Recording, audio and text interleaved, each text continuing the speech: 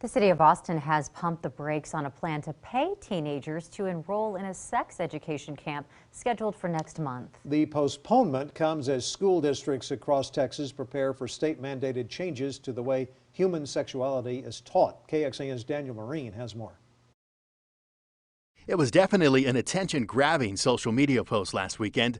The Austin Public Library inviting teenagers to a 4-day spring break sex ed camp where they could, quote, get paid $100 plus lunch. Following a slew of mostly negative comments, the posts vanished and the registration website closed.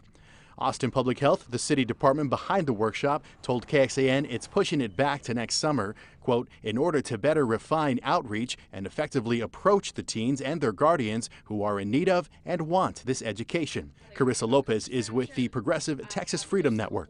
I applaud the city for trying to get creative and give students access to the information they deserve in a state that's increasingly hostile to teaching comprehensive, medically accurate sex ed. Next fall, new guidelines passed by the State Board of Education will expand curriculum in middle schools across the state to include mentions of birth control, though keeping the focus on abstinence. Mary Castle with Texas Values believes the compromise is still a win for conservatives. We're also pleased with the Texas legislature making sex ed opt-in instead of opt-out. Sex education is not a requirement in Texas schools, and districts that decide to offer it must now take input from school health advisory councils, made up of mostly parents. Daniel Marin, KXAN News.